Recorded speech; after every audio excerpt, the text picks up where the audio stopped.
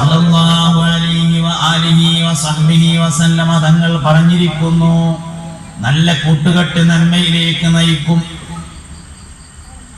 നല്ല കൂട്ടുകെട്ടിനുള്ള ഒരു അവസരമാണ് ശരിക്കും ഈ സംഘടനാ പ്രവർത്തനം എന്ന് പറയുന്നത്. പറ്റിയാണ് സംഘാടകർ.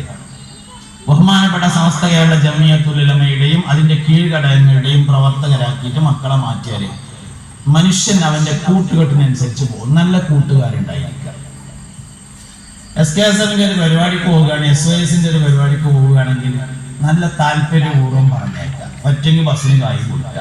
ബസ്സിന് പോകേണ്ട സ്ഥലമാണെങ്കിൽ കൂട്ടുകെട്ട് നന്നായാൽ മനുഷ്യൻ നേരാവും. അതുകൊണ്ട് നല്ല കൂട്ടുകെട്ടിലേക്ക് കുട്ടികളെ അടുപ്പിക്കുക എന്നുള്ളത് ചെയ്തു കൊടുക്കേണ്ട ഒരു കാര്യമാണ്. നാട്ടുകാരും വീട്ടുകാരും കുടുംബക്കാരും മാതാപിതാക്കളും എല്ലാവരും ഈ ഒരു അർത്ഥത്തിലാണ് നമ്മൾ കുട്ടികളുടെ കൂട്ടായ്മ, ചെറുപ്പക്കാരുടെ കൂട്ടായ്മയൊക്കെ സഹായിക്കുകയും സഹകരിക്കുകയും ചെയ്യേണ്ടത്. മനുഷ്യൻ നന്നാവാനുള്ള ഏറ്റവും എളുപ്പവഴി, ഇപ്പൊ ജമാഅത്തിന് പള്ളിയിൽ പോകുന്ന ആൾക്കാർ നേരാകുമല്ലോ. ഇതുണ്ടല്ലോ, ഇന്നസ്സലാത്ത തൻഹാനിൽ ഫഹ്ശാഇ വൽ മുൻകർ, തീർച്ചയായിട്ടും നിസ്കാരം ഫഹ്ശാഇ മുൻകറിനെ തൊട്ട് തടയും എന്ന് പറഞ്ഞതിന്റെ വിശദീകരണത്തിൽ പറയുന്നുണ്ട്, പള്ളിയിൽ പോയി സ്ഥിരമായി നിസ്കരിക്കുന്ന ഒരാൾ തെറ്റുകാരനാവൂല. കാരണം പള്ളിയിലുള്ള ആൾക്കാരെ കാരണം അവന്റെ കൂട്ടുകാര് അവനോട് കേടില്ല എന്നാണ് കാര്യം. അപ്പൊ അതുകൊണ്ട് മനുഷ്യന്റെ കൂട്ടുകെട്ടിന് വലിയ പ്രാധാന്യമുണ്ട്. ഇന്നമാ മസലുൽ ജലീസി സ്വാലിഹി വസ്സൂഇ കഹാമിലിൽ മിസ്കി വനാഫിഖിൽ കീരി ഹബീബുനാ റസൂലുള്ളാഹി സ്വല്ലല്ലാഹു അലൈഹി വസല്ലം പറഞ്ഞു, നല്ല കൂട്ടുകാരന്റെയും ചീത്ത കൂട്ടുകാരന്റെയും ഉദാഹരണം അത്തർ കച്ചവടക്കാരനെ പോലെയും ഉലയിൽ ഊതുന്നവനെ പോലെയുമാണ്. അത്തർ കച്ചവടക്കാരന്റെ ഒപ്പം പോയാൽ 3 ഗുണമുണ്ട്. ഒന്ന്, കീശയിൽ 50 ഉറുപ്പ്യ ഉണ്ടെങ്കിൽ അത് കൊടുത്തുകാണ്ട് ഒരു കുപ്പി അത്തർ വാങ്ങാം. അതന്നെ ഒന്നാമത്തെ ഗുണം. കീശയിൽ 50 ഉറുപ്പ്യ ഇല്ലാന്ന് വിചാരിക്കുക, എന്നാല് കായുള്ള ആരേലും അത്തർ വാങ്ങുമ്പോ കയ്യുമ്മ കൂടി ഒലിക്കണമെന്ന് നമ്മളെ കുപ്പായത്ത് തേച്ച് തരും. പൈസ ഇല്ലാതെ അത്തർ കിട്ടും എന്നുള്ളതാണ് രണ്ടാമത്തെ ഗുണം.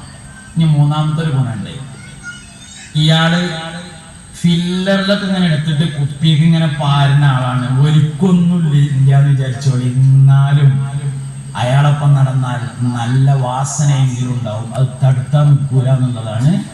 ഇതാണ് നല്ല കൂട്ടുകാരൻ മുത്തുനബി പറഞ്ഞ ഉദാഹരണം. ചീത്ത കൂട്ടുകാരന്റെ ഉദാഹരണം ഉലയിൽ ഊത, കൊല്ലപ്പണിക്കാരൻ, ഇരുമ്പിന്റെ പണിക്കാരന്റെ അടുത്ത് പോയിരിക്കുന്ന കാര്യമാണ് എന്നാണ്. 3 അടങ്ങലുണ്ടാവും. ഒന്ന്, നല്ല തുണിമുപ്പായ ഓട്ടം. തന്നെ രണ്ടാമത്, മൂക്ക് കൂടിയ പുകയായിട്ട് ആസ്തമ രോഗിയായിട്ട് വേഗം ആള് സ്ഥലം വിടും.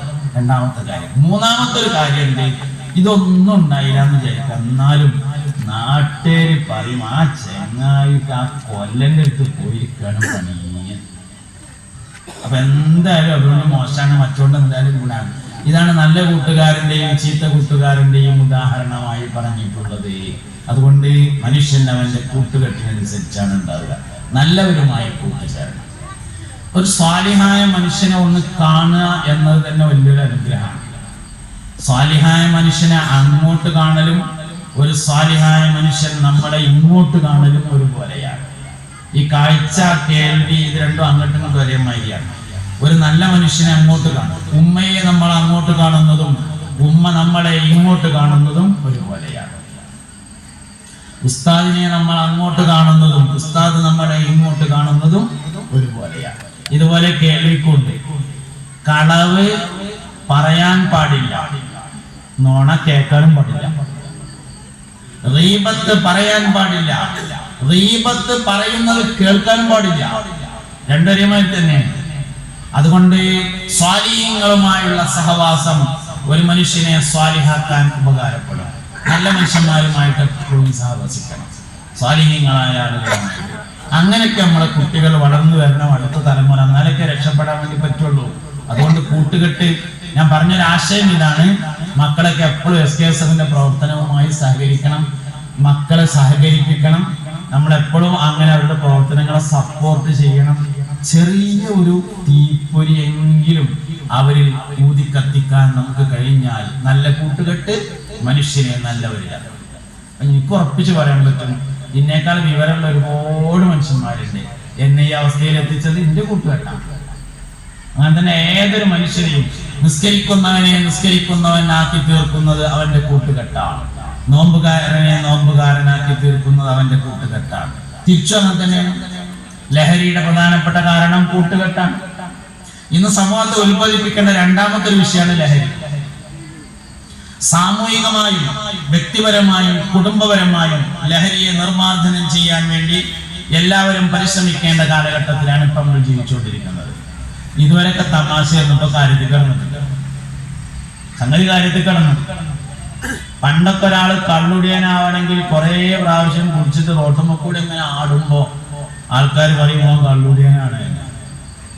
ഇന്ന് ഒറ്റത്തവണ ഉപയോഗിച്ചാൽ തന്നെ അഡിക്ഷൻ ഉണ്ടാകുന്ന ലഹരി പദാർത്ഥങ്ങളാണ് നിലവിലുള്ളത്. സിന്തറ്റിക് ലഹരി പദാർത്ഥങ്ങൾ എന്ന് പറയും, കെമിക്കലുകൾ. അതാണ് കിട്ടുന്നത്. അതുകൊണ്ട് എന്താ നമ്മൾ ചെയ്യേണ്ടത്? 3 കാര്യങ്ങൾ എല്ലാവരും സൂക്ഷിക്കണം. 3 കാര്യങ്ങൾ. 1, കുടുംബപരമായും വ്യക്തിപരമായും സാമൂഹികമായും ലഹരിയുടെ അടയാളങ്ങളെ നിരീക്ഷിക്കണം. ലഹരി ഉപയോഗിക്കുന്നതിന് അടയാളം ഉണ്ടാവും. നല്ല കാര്യങ്ങൾക്കും അടയാളമുണ്ട്, ചീത്ത കാര്യങ്ങൾക്കും അടയാളമുണ്ട്. ഹദ്ദാദി വരുന്ന ഒരു മനുഷ്യനാണെങ്കിലും അവന്റെ മുഖത്ത് നോക്കിയാൽ മനസ്സിലാവും ഹദ്ദാദി. നിക്കരിച്ച മനുഷ്യന്റെ മുഖത്ത് നോക്കിയാൽ അറിയാം നിക്കരിച്ച ആളാണ്. എല്ലാത്തിനും അടയാളം ഉണ്ടാവും. അടയാളം ഇല്ലാത്തൊരു കാര്യമില്ല എന്നുള്ളതാണ്. ദുന്യാവിലുണ്ട്, ആഖിറത്തിലുണ്ട്. പള്ളിയിൽ ബാങ്ക് വിളിക്കുന്ന ആള് നാളെ മശ്റയിൽ വരുമ്പോ തല ഉയരത്തിൽ കാണപ്പെടുമെന്നുണ്ട്.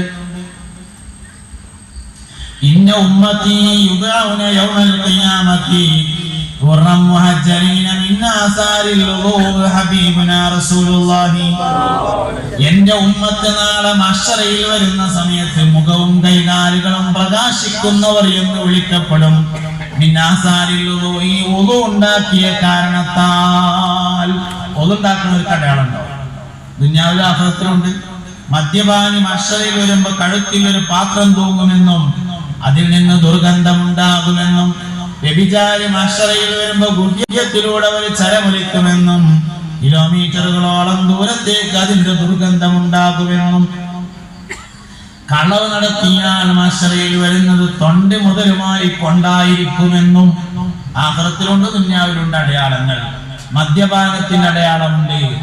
ഉമ്മയോട് ദേഷ്യപ്പെടുന്നവർക്ക് അടയാളമുണ്ട്.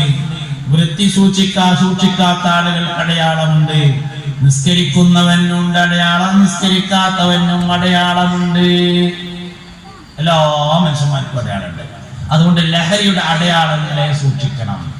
ലഹരിയുടെ എല്ലാവർക്കും നോക്കാൻ പറ്റിയ ഏറ്റവും പ്രധാനപ്പെട്ട അടയാളം പാൻസ് തിരുമ്പാൻ വേണ്ടി കഴിച്ചിടുന്ന സമയത്ത് പോക്കറ്റ് വാസനിച്ചു നോക്കലാണ് എല്ലാവർക്കും നോക്കാൻ പറ്റിയ ഏറ്റവും പ്രധാനപ്പെട്ട അടയാളം. അവിടുന്ന് സ്റ്റാർട്ട് ചെയ്യാം. അതാണ്. എന്തോ സംശയം തോന്നിയാൽ കൂടുതൽ അടയാളങ്ങൾ നോക്കണം. ലഹരി ഉപയോഗിക്കുന്നതിന്റെ വളരെ പ്രധാനപ്പെട്ട അടയാളം നിലവിലുള്ള സ്വഭാവത്തിന്റെ നേരെ ഓപ്പോസിറ്റ് ആവും ആള് എന്നുള്ളതാണ്. നിലവിലെ അവന്റെ എന്ത് സ്വഭാവം അതിന് നേരെ ഓപ്പോസിറ്റ്. നല്ലോണം വർത്താനം പറഞ്ഞു കഴിഞ്ഞാൽ കുട്ടി തീരമുണ്ടാകാതെ, തീരമുണ്ടാത്തവൻ പഞ്ചായത്ത് റേഡിയോ തുറന്നച്ച മാതിരിയാകുക. തീരെ ഭക്ഷണം കഴിച്ചിരുന്നില്ല, അപ്പൊ തീറ്റന്നൊരു പരിപാടിയാണ്. നല്ലോണം തിന്നീന്ന് ഇപ്പൊ തിന്നണല്ല. നിലവിലുള്ള സ്വഭാവത്തിന്റെ നേരെ ഓപ്പോസിറ്റ്. ഭക്ഷണത്തോട് താല്പര്യം കുറഞ്ഞു വരിക ലഹരിയുടെ അടയാളമാണ്. കണ്ണിന്റെ ചുറ്റുഭാഗത്തും നിറവ്യത്യാസം കാണൽ ലഹരിയുടെ അടയാളമാണ്. അകാരണമായി ശരീരം മെല്ലിച്ചു പോവുക എന്നത് ലഹരിയുടെ അടയാളമാണ്. ഒഴിഞ്ഞിരുന്ന് ദൂരേക്ക് നോക്കുക എന്നത് ലഹരിയുടെ അടയാളമാണ്. വീട്ടിലാകുമ്പോൾ എപ്പോഴും വാതിൽ കുറ്റിടാൻ വേണ്ടി ശ്രദ്ധിക്കൽ ലഹരി ഉപയോഗിക്കുന്നു എന്നതിന്റെ ലക്ഷണമാണ്. 20 റുപ്യ 30 റുപ്യ 50 രൂപ പോലത്തെ ചെറിയ ചെറിയ പൈസ പെരയെന്ന് ഇടക്കിടക്ക് കാണാതെയാകുന്നത് ലഹരി ഉപയോഗിക്കുന്നതിന്റെ അടയാളമാണ്. മാതാപിതാക്കൾക്ക് പരിചയമില്ലാത്ത മുതിർന്ന ആളുകളുമായി വല്ലാതെ കൂട്ടുകെട്ട് നടത്തുന്നുണ്ടെങ്കിൽ അത് ലഹരി ഉപയോഗിക്കുന്നതിന്റെ അടയാളമാണ്. ജീവിതത്തിൽ ഏറ്റവും ഇഷ്ടപ്പെടുന്ന മൊബൈൽ, ലാപ്ടോപ്പ്, സൈക്കിൾ പോലത്തെ വസ്തുക്കൾ വിൽപ്പന നടത്താൻ വേണ്ടി ശ്രമിക്കുന്നത് ലഹരി ഉപയോഗത്തിന്റെ അടയാളമാകുന്നു. പറഞ്ഞു, ഞാൻ വിശ്വസിച്ചിരിക്കുന്നു എന്ന് പറഞ്ഞിട്ട് അങ്ങനെ ഇസ്ലാമിലേക്ക് വന്നു. അവരോടും അടുപ്പം കൂടുമെന്നാണ്. അല്ലാത്തവരുടെ പ്രത്യേകത അടുക്കും തോറും അകലും എന്നതാണ്. നബി തങ്ങളോട് സല്ലല്ലാഹു അലൈഹി വസല്ലമയോട് അടുക്കും തോറും അടുപ്പം കൂടിക്കൊണ്ടേയിരിക്കും. മിഅ്റാജിന്റെ രാത്രി മുസ്തഫായ നബി തങ്ങൾ സല്ലല്ലാഹു അലൈഹി വസല്ലം 7 ആകാശങ്ങൾ സഞ്ചരിച്ചു. അല്ലാഹുവിനെ കണ്ട് അഭിമുഖ സംഭാഷണം നടത്തി. ഇതൊന്ന് ടൈറ്റ് ആക്കേണ്ടി വരുന്നുണ്ട്, ഇതിങ്ങനെ അടിക്ക് പോകുന്നുണ്ട്. നിക്കക്കാരൻ നന്നായി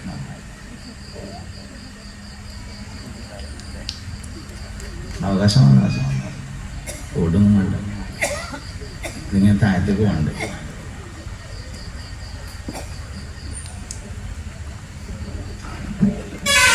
ഇവിടെ ടൈറ്റ്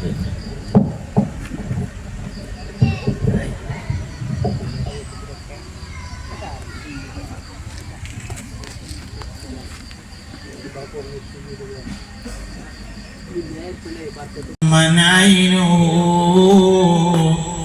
ردت بكف المصطفى الحسنائي. ഖത്താദ റളിയല്ലാഹു അൻഹു യുദ്ധത്തിന് വേണ്ടി പോയി. യുദ്ധം കൊടുമ്പിരി കൊണ്ടു. അമ്പെയ്ത്താണ് പ്രധാനമായും നടക്കുന്നത്.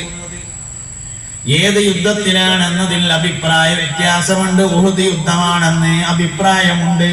അമ്പെയ്ത്താണ് നടക്കുന്നത്. ഖത്താദ റളിയല്ലാഹു അൻഹു ഇങ്ങനെ നിന്നുകൊണ്ട് നോക്കുമ്പോ ഖത്താദക്ക് തോന്നി, ആരെങ്കിലും ഉന്നമുള്ള ഒരു അമ്പെയ്ത്തുകാരൻ നബി തങ്ങളുടെ നേരെ അമ്പെയ്യുകയും അത് എന്റെ ഹബീബിന്റെ ശരീരത്തിൽ തകർത്തറക്കുകയും ചെയ്തിട്ട് പിന്നെ ഖത്താദ ജീവിച്ചിരിക്കുന്നത് എന്തിനാണ്? നബി തങ്ങൾ സല്ലല്ലാഹു അലൈഹി വസല്ലം ഇങ്ങനെ ഇരിക്കണതിന്റെ മുന്നിൽ വന്നിട്ട് ഖത്താദ മറയായിട്ട് ഇങ്ങനെ നിന്നു. കൊള്ളാണെങ്കിൽ എനിക്ക് കൊണ്ടോട്ടെ എന്ന് കരുതിയിട്ട് മുത്തുനബിയെ സല്ലല്ലാഹു അലൈഹി വസല്ലമയെ ലക്ഷ്യമാക്കി ദൂരെ നിന്നൊരാൾ അമ്പെയ്തു. ആ അമ്പ് വന്ന് തറച്ചത് ഖത്താദയുടെ കണ്ണിലാണ്. അമ്പ് പറിച്ചെടുത്തപ്പോ അതിന്റെ ഒപ്പം കണ്ണിങ്ങോട്ട് പോന്നു. ആ കണ്ണിങ്ങോട്ട് എടുത്തിട്ട് പുണ്യനബിയുടെ ആദരത്തിലേക്ക് തിരിഞ്ഞിട്ട് പറഞ്ഞു, അല്ലാഹുവിന്റെ റസൂലേ, ഖത്താദ പുതിയ പെണ്ണെട്ടിയതാണ്, കണ്ണില്ലാതെ എങ്ങനെ പെരേക്ക് പോകുക? എനിക്കിന്റെ കണ്ണ് വേണം നബിയേ എന്ന് പറഞ്ഞു. മുത്തുനബി സല്ലല്ലാഹു അലൈഹി വസല്ലം ചോദിച്ചു, ഖത്താദ, നിങ്ങൾക്ക് ഈ ഒരു കണ്ണിന് പകരം നാളെ സ്വർഗത്തിൽ 2 കണ്ണ് പോരെ എന്ന് ചോദിച്ചു. അപ്പൊ പറഞ്ഞു, അത് പോരാ, എനിക്കിന്റെ പെണ്ണുങ്ങളെടുത്ത് കൊണ്ടേ, പുതിയ പെണ്ണെട്ടിയതാണ്, രാത്രി വീട് കൂടിയിട്ടില്ല, ആദ്യ രാത്രി കഴിഞ്ഞിട്ടില്ല, ഞാൻ എങ്ങനെ കണ്ണില്ലാതെ പോവുക? എനിക്കിന്റെ ഈ കണ്ണ് വേണം. പിന്നൊരു കാര്യം പറയാനുള്ളത്, സ്വർഗത്തിൽ 2 കണ്ണ് തരാന്ന് നിങ്ങൾ പറഞ്ഞില്ല, അത് ക്യാൻസൽ ചെയ്യാൻ പാടില്ല. നബി തങ്ങളൊന്ന് ചിരിച്ചു സല്ലല്ലാഹു അലൈഹി വസല്ലം. എന്താ ചിരിന്റെ അർത്ഥം? പാസാക്കി, ഒപ്പിട്ടോന്ന്, പാസായി എന്നാണ് അതിന്റെ അർത്ഥം. എന്നിട്ട് കണ്ണെടുത്താണ്ട് വെച്ചുകൊടുത്തു. ഇങ്ങനെ സ്വർഗം ചോദിച്ചൊരു മനുഷ്യനോട് നബി തങ്ങൾ സല്ലല്ലാഹു അലൈഹി വസല്ലം ഇങ്ങനെ പറഞ്ഞില്ല. ഇവിടെ സ്വർഗമല്ല ചോദിക്കുന്നത്, മുറാഫഖത്താണ്. അസ്അലുക മുറാഫഖതക ഫിൽ ജന്ന, സ്വർഗത്തിൽ മുത്തുനബിയുടെ കൂട്ടുകാരനാവണം. സ്വർഗത്തേക്കാൾ പ്രധാനപ്പെട്ടതാണ് മുഹമ്മദ് നബി സല്ലല്ലാഹു അലൈഹി വസല്ലം. നിങ്ങൾ അല്ലാഹുവിനോട് സ്വർഗം ചോദിക്കുമ്പോൾ ജന്നാത്തുൽ ഫിർദൗസ് ചോദിക്കണമെന്ന് പറഞ്ഞു. മറ്റുള്ള സ്ഥലത്തില്ലാത്ത എന്താ ഫിർദൗസിലുള്ളത്? മുഹമ്മദ് നബി സല്ലല്ലാഹു അലൈഹി വസല്ലം. റാബിയത്തുൽ അദവിയ്യ റളിയല്ലാഹു അൻഹയുടെ താരീഖിൽ പറയുന്നുണ്ട്, എല്ലാ ദിവസവും രാത്രിയിൽ ഫർദ് നിസ്കാരവും റവാത്തിബും സുന്നത്തുകളും ഒക്കെ കഴിഞ്ഞിട്ട് 100 റക്അത്ത് മുത്തലത്തൻ സുന്നത്ത് നിസ്കരിക്കും. എന്നിട്ട് ദ്വാരക്കും, അല്ലാഹുവേ, ഞാൻ ഈ 100 റക്അത്ത് നിസ്കരിച്ചത് നിന്റെ സ്വർഗം ലഭിക്കാനല്ല, നാളെ ഖിയാമത്തിൽ മഹ്ശറവൻ സഭയിൽ വെച്ചുകൊണ്ട് മുത്തുനബിയെ കാണുമ്പോൾ സല്ലല്ലാഹു അലൈഹി വസല്ലം എല്ലാ ദിവസവും രാത്രിയിൽ 100 റക്അത്ത് സുന്നത്ത് നിസ്കരിച്ചിരുന്ന റാബിയ അല്ലേ ആ പോകുന്നത് എന്ന് ചോദിക്കുമ്പോ അത് കേൾക്കാനുള്ള ഒരു രസത്തിനാണ് ഈ 100 റക്അത്ത്. റാബിയത്തുൽ അദവിയ്യ റളിയല്ലാഹു അൻഹ. എല്ലാറ്റിനേക്കാളും പ്രധാനപ്പെട്ടതാണ് മുഹമ്മദ് നബി അഷ്റഫുൽ ഖൽഖാൻ സല്ലല്ലാഹു അലൈഹി വസല്ലം. ഇതങ്ങോട്ട് കയറിയാലേ ഈമാൻ നിൽക്കുള്ളൂ. ഈമാൻ ഇല്ലെങ്കിൽ യുക്തിവാദിയാവുന്നത് വിവരമില്ലാത്തവരാ, നിരീശ്വരവാദിയാവുന്നത് വിവരമില്ലാത്തവരല്ലോ. ലിബറലിസ്റ്റ് ആയത് വിവരമില്ലാത്തവരല്ല, സർവമത സത്യവാദിയായത് വിവരമില്ലാത്തവരല്ല, മുബത്തദി ആയത് വിവരമില്ലാത്തവരല്ല, നല്ല നല്ല വിവരമുള്ള മനുഷ്യന്മാര്. എന്താ സംഭവിച്ചത്? മുഹമ്മദ് നബിയോടുള്ള സല്ലല്ലാഹു അലൈഹി വസല്ലം അല്ലാഹു റബ്ബുൽ ഇസ്സത്ത് നമുക്ക് ചെവി എന്ന് പറയുന്ന സാധനം തന്നതിന് ശേഷം ചെവി കൊണ്ട് നമ്മൾ കേട്ടിട്ടുള്ള അഭിപ്രായങ്ങളിലെ ഏറ്റവും മോശപ്പെട്ട അഭിപ്രായം മുഹമ്മദ് നബി സാധാരണ മനുഷ്യനാണ് എന്ന അഭിപ്രായമാണ്. മുഹമ്മദുൻ സയ്യിദുൽ കൗനൈനി വസ്സഖലൈനി വൽ ഫരീഖൈനി قرب ومن جميع مولاي صل وسلم دائما ابدا على حبيبك خير الخلق كلهم. എല്ലാരും എന്റെ ഒരു യാനബി ചേർന്ന് കേട്ടോ. 2 വരി പതുക്കെ ആക്കത്തിന് ദേശമൊക്കെ സാവകാശം. യാ നബി സലാം അലൈക്കും യാ റസൂൽ സലാം അലൈക്കും യാ ഹബീബ് സലാം അലൈക്കും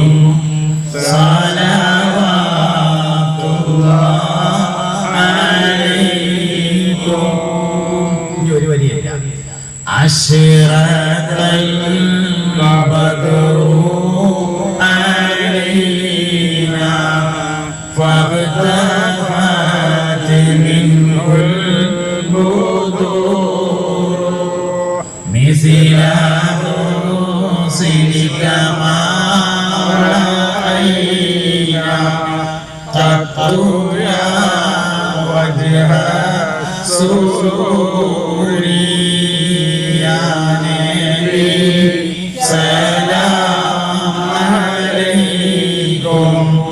Ya Rasul salam alaikum ya Habib salam alaikum salawatullah